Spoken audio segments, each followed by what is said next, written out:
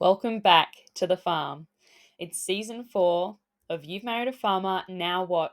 And our first podcast episode to kick us off is with Lizzie from Mendoran, New South Wales. She'll be talking to us about moving to the farm for the first time, from her sheep grazing background to a family-run operation, both at Mendoran and Albert, New South Wales.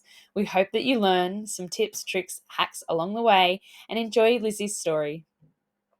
Before we jump into today's episode, I'd like to give a shout out to today's supportive link, which is Thermomix.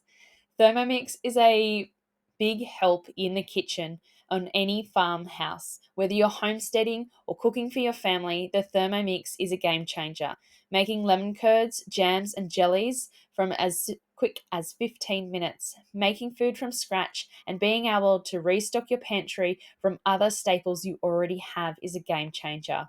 The Thermomix is amazing. If you'd like more information, then please join over on our socials. I'll leave the descriptions and links below. If you're ready to purchase your Thermomix, then at checkout, please select Karcher Williams as your consultant, and I look forward to working with you with your Thermomix. Now back to today's episode.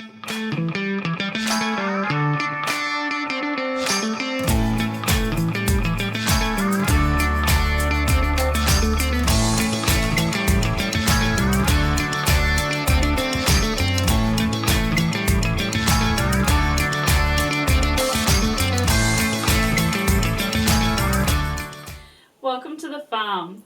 We're talking You've Married the Farmer, Now What? And my guest today is Liz. Thanks for coming on, Liz. No worries. Can you tell us a little bit about yourself, your farm, and your family? Yes. So, I am Lizzie and I'm married to my husband Dave, and we live here at Mendoran on a property where we have sheep and cattle. We have 2 children, Harry who's 5 and Edie who's 2. And I run a small business from home making pickles and jams called the Dill Tickle. Beautiful. And so what brought you to the farm here at Mendoran? So my husband Dave originally is from Nevertire and his mum is still there. His dad grew up at Albert and we do have a farm at Albert as well. So Dave kind of goes between here at Mendoran and Albert. He grew up with his family farming sheep and I grew up on a sheep farm near Crookwell as well. So sheep was definitely the way that we were always kind of heading. I was living in Orange when I met Dave and he was living here. And when we got married, I moved out here and we've mostly had sheep, but during the wet years we destocked quite a lot, and especially after we kind of had sheep during the drought, destocked during the wet years. We've had mostly cattle and now we're getting it back into a bit of both. Yeah.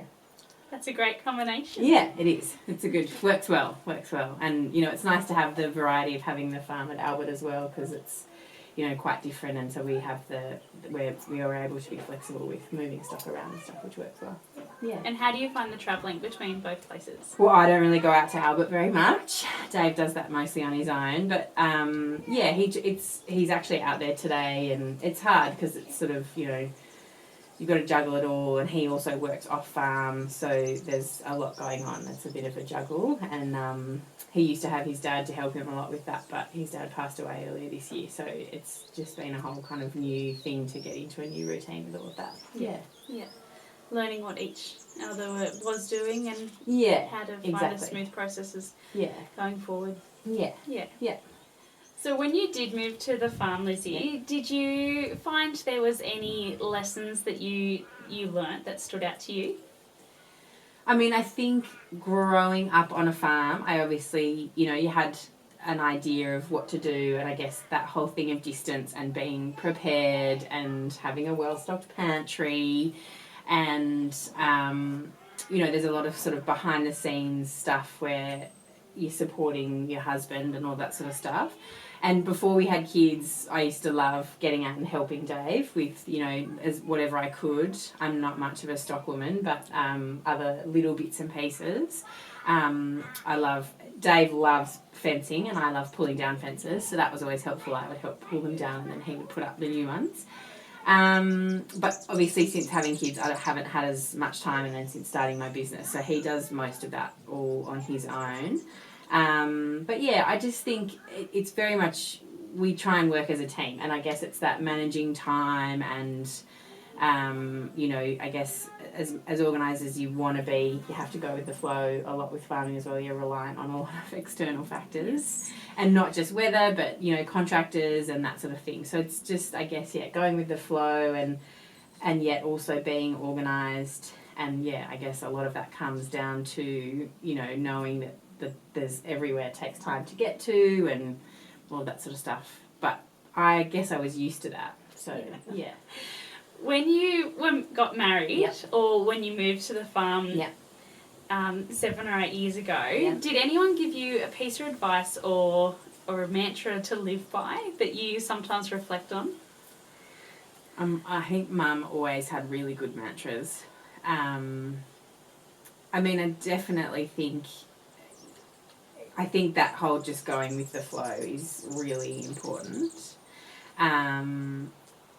And I mean, we as a family are always, it's so corny, but we do the teamwork makes the dream work. And we say that to the kids as well, in everything, you know, tidying up, picking up the toys, but everything that we do. And I think that for me, I guess, is the biggest thing. I see myself as a real support, like it's the support role thing, I guess, for me with supporting Dave. And because there's not a lot that I can do. Plus he is, you know, he's a real, I don't like to use the word perfectionist because I think sometimes it has bad connotations, but he likes things done a certain way when it comes to the farm. And I know that he knows that he can trust me to help with all of that sort of stuff, but at the same time, I'm like, I don't want to get in your way. If me wanting to be helpful is actually going to be a hindrance, then I'll just be here as backup. Call me if you need me. Yeah, exactly. Yeah. And I think he's the same, you know, as well. Like with my business, he's always like, let me know what you need. Yeah. So that's good. Was there any surprises that you came across once you moved here? I think it's that, well, I mean, for us as well, COVID hit at like the worst possible time. I had an 18-month-old and a newborn baby, and then we went into lockdown, and you're already so isolated. And then to have that isolation, I think that was really hard, and probably harder than you realise when you're in it. It's that coming out the other side. And I know that's been the same for everyone really post-COVID, is how do we navigate this whole new world, because everyone, all of a sudden, you know, we're stuck at home and you can't go anywhere, and then it's finding your way back out again. I remember thinking to myself in the middle of it, I'm not going to be worried about getting back out there again. But then it is weird because you sort of, and you're relying on other people as well. And for me, I'm a really social person, so I think that's been hard for me, is to, because growing up, Mum and Dad, we threw parties all the time. Mum's a great cook. We were always hosting, and we had a really like close group of friends, and all us kids grew up together, and everyone sort of took it in turns to throw parties. And I haven't found that yet here, and it's taken a lot longer than I expected. And I think that's partly to do with COVID. And so definitely now, and with the kids being at preschool and with life sort of returning to normal, but I do think that was probably one of the hardest things as well, is just finding your people. And yeah, I mean, Dave talks about how like our parents' generation, they down tools on the weekend and they went and played cricket. And like his dad would, you know, work hard Monday to Friday, and then on Saturday he would go and play cricket all day. And Dave is like, where would I find the time to go and play cricket all day? Like that sort of stuff. And Mum played tennis, whereas I don't know where I would fit that into my week. And I think that's really sad. And I know that is the life that we're all kind of living now. We're all just so much busier, and I think that's a real shame. And so, yeah, I think it's really important to try and make the time to fit that stuff in, because it's so important. And, you know, like we all talk about our mental health, and it is so isolating, and I think it's so important to try and just find your people and hang on to them and do what you can to socialise, and especially, you know, I think us girls are better at doing that and maintaining friendships, and so it's about helping our husbands to do that too, because I think sometimes they just walk out the door and see work, so you've got to like get them away so that they can have a bit of fun as well. My husband always jokes that I'm his secretary. Yeah.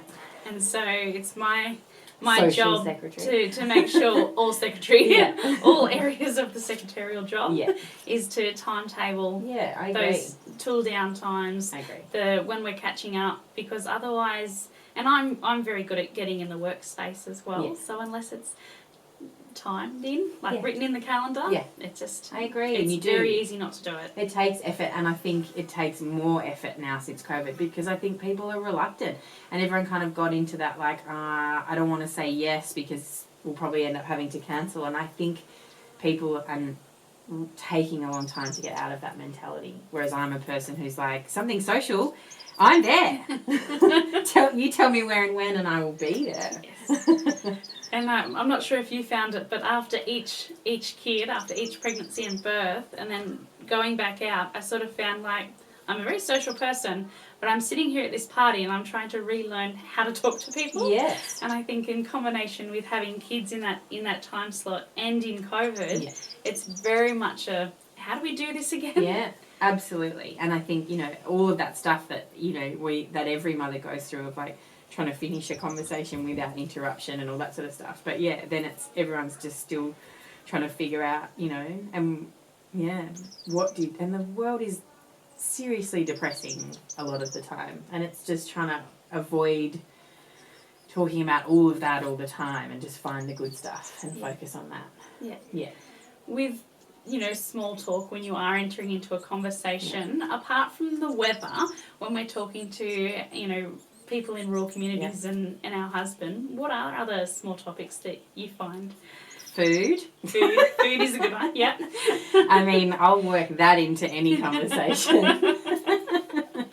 But I think, at the moment, obviously, there's a lot of talk about cost of living and all of that sort of stuff. And obviously it is important, but I think, and it's like I just said, for me, I try, like, yes, it's important to talk about that sort of stuff, but I feel like we're all talking about that at home with our husbands all the time and with parents and whatever, because that's the life that we're living. And so for me, if I'm out with other friends, I try to avoid it and keep it light if we can, and talk about our kids, but like making plans, talking about great stuff that we can do. I mean, I caught up with some girlfriends on the weekend and we were all talking about, what can we do in the spring to get together and that sort of stuff. That's Yeah. Forward planning. Yeah. Yeah.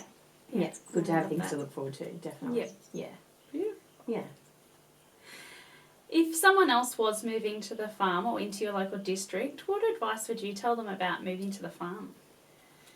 Well, I think try and, be a part of the community as much as possible.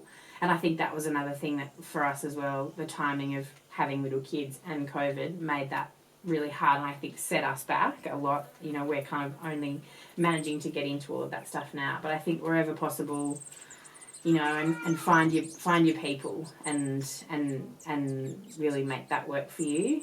And I do think,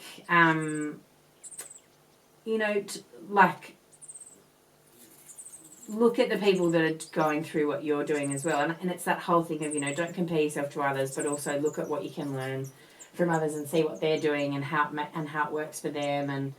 And definitely, I think with my husband's off-farm job, he's constantly seeing what other people are going through and that sort of stuff. So I do think, try and focus on the positives. I think that's really important. And try and get involved in your community and don't be afraid to ask for help if you need it. Yeah. Is there any lessons that you've learnt along the way, either at home, growing up rurally, or here, that you think come to mind when you think, what have I learnt? I feel like I'm a broken record, but I do think it's just that whole connection with other people. It's just so important. And make sure that you have plenty of wood in the winter. especially if your husband is working long days and you are in charge of keeping the fire alight before the sun goes down. Have plenty of wood at the start of winter, because there's nothing worse than scrabbling for wood on a cold, rainy afternoon. And I definitely think that was something that we always had at home, because it was very cold where I grew up. And I do think, yeah, you know, I think it's just really important to work as a team. Like, that's really where I think Dave and I, as much as possible, just come back to, you know, and when I say that, it's as much him supporting me with my business and as parents, like all of that sort of stuff. It's so important to work as a team, because you are on your own a lot of the time as a foursome. That is who we are. We do so much together as a foursome, and so it's so important to work together and work as a team. And yeah, try not to spend too much time apart. And definitely, like with Dave having to go to the property at Albert as well, you know, he tries not to be away for more than, you know, 1 or 2 nights every couple of weeks and that sort of stuff, because, I mean, he hates to be away just as much as we hate him being away. So, yeah. And how do you make the team work? How do you make the team and dream work? Well, I provide the food. Yes. And I think it's about, you know, sharing the load. And, like, yes, I love cooking and that's what I do, but Dave, you know, sometimes I'll just be like, I've got something else going on, you need to do this today, and he'll jump in there.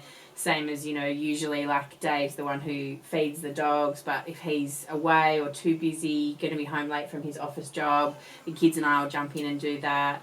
You know, the kids are starting to get to that age where they can be helpful, want to be helpful, so getting them involved, making them feel a part of it too, you know, just little things to begin with, but they love coming out and, you know, helping fill the wheelbarrow and feed the chooks and do the dogs and, you know, just all that sort of stuff to just, you know, it's not, yes, we have our own lanes, but sometimes you just need to jump in and help out. Yeah. Yeah, absolutely. Were you here during the drought? Yes. So tell me what that looked like for you, and what lessons did you learn that you would apply to the next time?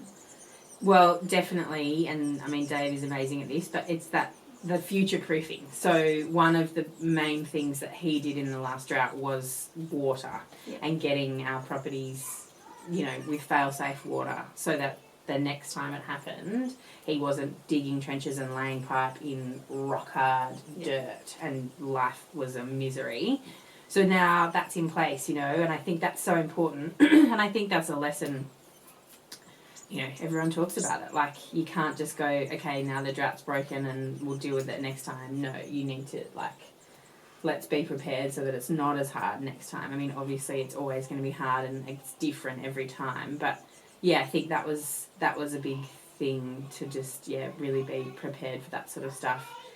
And, you know, look, I mean, farming is so reliant on the weather. And, I mean, we both, like, I think Dave has 4 weather apps on his phone and looks at them constantly. And we don't do any, like, farming, cropping, and even still, you know, you're constantly, like, we were trucking out cattle tomorrow, and Dave was like, oh my God, I never want to say we don't want rain, but if we get an inch of rain, then that's going to really make things difficult. So it's just that constant, you know. I mean, I think about that with, like, how Buy From the Bush started in the middle of the drought, and then all that footage that Grace and the girls were sharing during all the flooding, and it's just a constant evolution. Yeah. Did you get affected by the wet season that we had that was a little bit out of the blue recently? Yeah, and we, in terms of having sheep, that was tough, you know.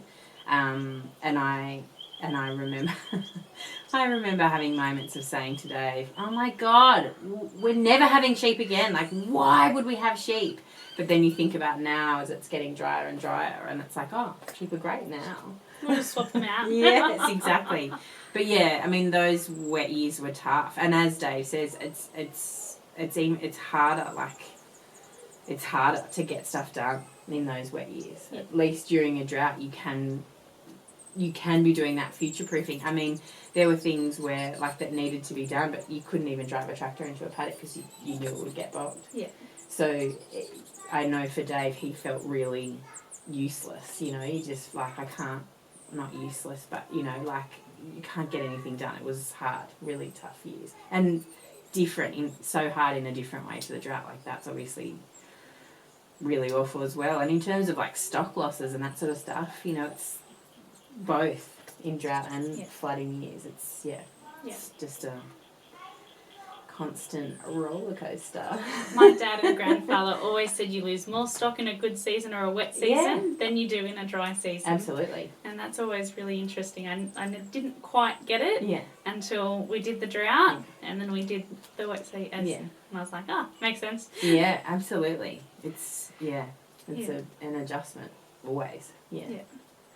Well, it's my official end of my questions for moving to the farm. Yeah. Did you have anything else that you wanted to share or that you could think of about moving to the farm and advice for those who are joining us here in rural lifestyle on the farm? I mean, I think just obviously it's about, making the best of it and even in those tough times, realising how lucky you are and just trying to do things to make life easier and that sort of stuff. I remember in the drought we only had bore water for the garden and whilst some things didn't love it, the things that did, and even though the lawn obviously didn't love the bore water, it was still enough to keep it green. And I remember talking about it with so many other people, it's just that having that green patch, because it's so important to come in from those dusty brown paddocks to have that little bit of a green oasis. And I think having stuff like that to just try and, make and realising, how lucky we are. I think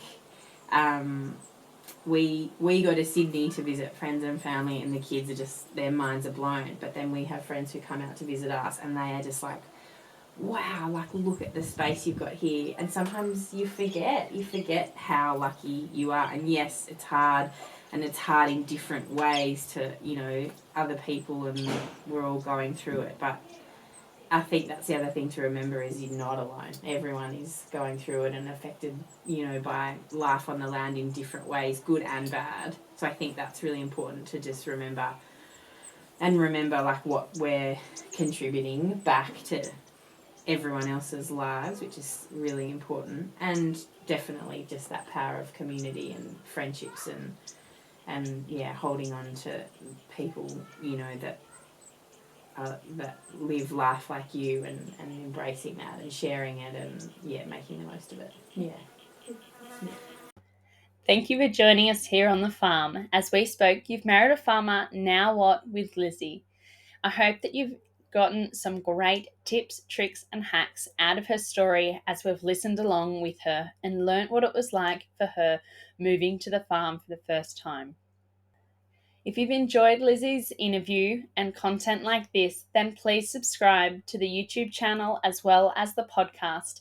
And if you like interaction with additional tips, tricks and hacks, please follow us over on Instagram. All the links will be in the description below. Until next time, thank you so much for joining us here, and we'll see you in the next episode.